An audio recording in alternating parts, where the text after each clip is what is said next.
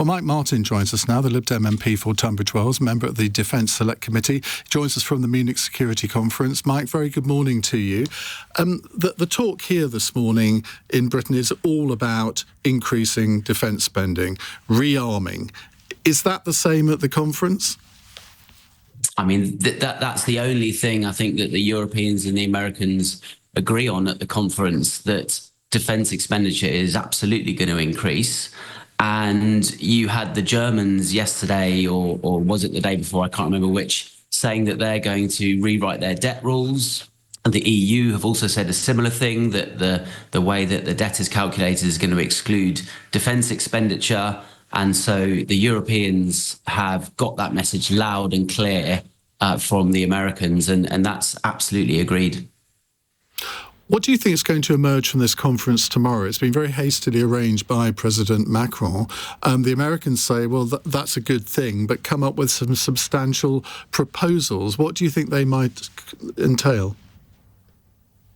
Well, I have two observations from all of the meetings that I've had here, both with Americans and with a number of European officials and politicians from European countries. I think, firstly, the Americans don't actually really know what their position is. There's a lot of contradictory messaging coming out of the Americans, and you mentioned General Kellogg earlier. He's moved position several times on a couple of points. And then secondly, I think the thing that's really come through, and nobody's saying this in public, but the Europeans now have realised that they probably can't rely on America in a security sense in the way that they have done over the last 80 years.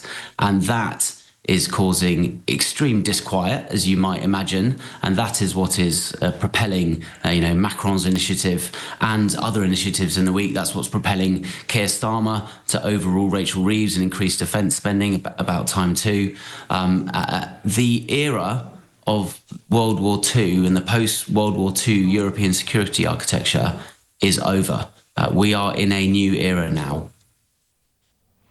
What is the Liberal Democrat position on defence spending? Because it does seem in some ways that politics is being turned upside down at the moment, where you've got people on what I would call the hard right who are supporting Donald Trump's policy, which I would describe as appeasement, and you've got people on the left who are now being very hard line on defence. I mean, the Liberal Democrats in the past, I think you'd probably agree with me, have been sometimes a little bit flaky on defence, but nowadays, very much the contrary.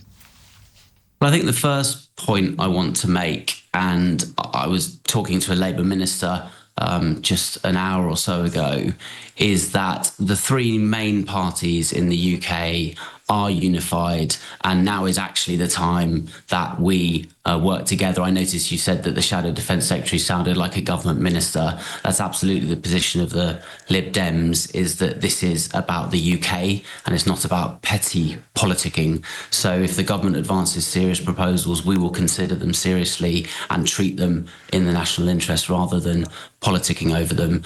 And then secondly, just to pick up your point on the Lib Dem position, in the last election, which was our most, our manifesto in the last election less than a year ago was our most recent statement of policy. And in that, we were advocating an increase in the size of the army by 10,000 troops. And the reason we were advocating that is because Britain is no longer able to deploy an armoured division to Europe, which it always has been able to do. That has been one of our contributions to NATO, and those 10,000 troops get us back on the pathway to that. And then it also enables us, you may not know, your listeners may not know, that over the last decade or so, we've withdrawn troops from the continent of Europe that we've had stationed there since World War II. And I was talking with a very senior German official this morning, and I think one of the questions for the government, and this is something I think, again, that we would look at very seriously, I'm sure the Conservatives will as well, is do we want to increase the size of the army? And is part of that stationing British troops in greater numbers once again on the European continent?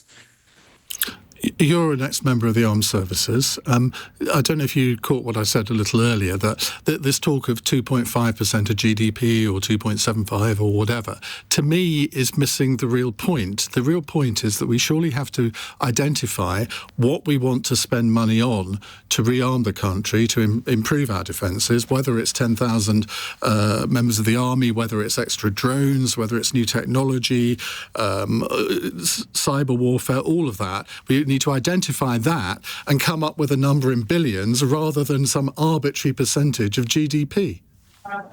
Absolutely. This whole percentage of GDP thing has become a foreign policy tool to beat countries up over whether they're contributing enough, rather than a defence tool, a capability tool. And I think that if I may, I think this is perhaps one of the reasons why the Strategic Defence Review has run into a little bit of difficulty, because it was set within that 2.5 framework. So you start with the input to the system, if you like, rather than the output. The way you do strategy, of course, is to decide what your goals are, so defence of the Euro-Atlantic security area, and then you see who your allies are. And then when you look across your allies and partnerships, you then decide what capabilities you collectively need to generate. You know, the UK has got specialisms in some areas, other countries have got specialisms in other areas. That will then end up with a shopping list, as you say, on tanks or cyber or air defence or whatever it is. And then eventually the last thing you come to, once you've looked at your strategic goals, the capabilities you need in alliances with your partners, and then finally the third thing you get to is the amount of money it is. And if you like, you can convert that into a percentage of GDP. Mike Martin, thank you very much indeed. That's Mike Martin, the Liberal Democrat MP for Tunbridge Wells. He's a member of the Defence Select Committee.